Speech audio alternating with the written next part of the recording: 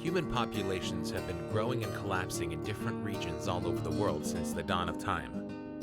When we find a rich source of food, our population grows, and when that source is depleted, or the climate changes, the population declines. Canadians and their environment are not immune to this cycle. Political instability, social unrest, war, and famine are the typical symptoms of a population which has outgrown its resource base.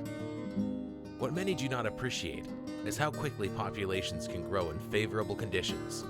Let's look at two math rules to help you appreciate the effects of compound growth on population.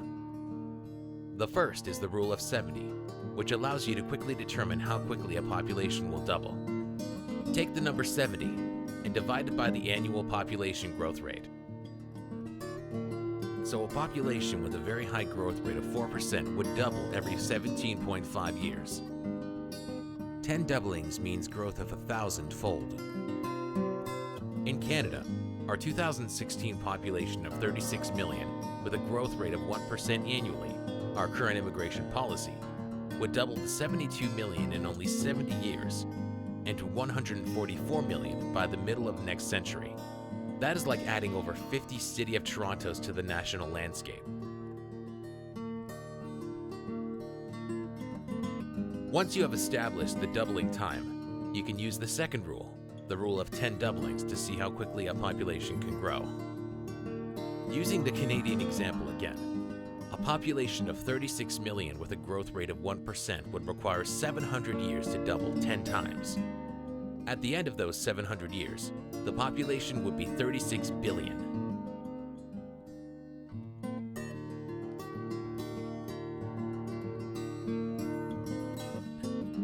When the first colonists arrived on the shores of North America from a collapsing Europe, they encountered an extremely rich resource base.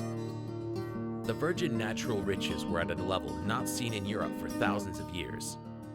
The average annual growth rate for the early American colonies as well as Quebec were in the range of 3%. This meant a doubling time of less than 25 years. During this time, New Jersey experienced an incredible population growth with a doubling time of only 15 years. With an initial population of 15,000 in the year 1700, it would have become 30,000 in 1750, 60,000 in 1730, and 120 in 1745. After 10 doublings, by 1850, the population of the small state of New Jersey would have swelled to 15 million. After another 150 years, by the year 2000, the population would have been 15 billion, double the current population of the entire world. And finally, by 2150, after 450 years of record growth, the population would be 15 trillion people, the population of 2,000 Earths. Canada is still following a policy of rapid population growth. Its population in 2016 is 36 million, and the government wants it to grow at a rate of 1% forever. This means a population of 70 million in 2080. In the year 2500, 4.5 billion. Human creativity has never been able to save societies from collapse when resources base declined and climate changed, and we should not expect to be able to grow forever. The people who blindly advocate continued growth, even low growth, smart growth, sustainable growth, etc., are supporting policies which are even now changing our way of life and environment in irreversible ways that we do not want or expect. No matter how quickly or how slowly population growth takes place, growth will always outstrip the ability of our planet to sustain it. The planet is not growing, and its health is declining. To be sustainable forever, a population must be stable and living within the ability of the environment to provide the required energy, food, and material goods forever. Simple math easily demonstrates that growth cannot be forever.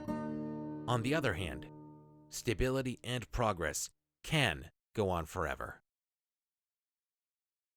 It is time to change our focus from the fantasy of never-ending growth to the realistic possibility of sustainability and endless progress.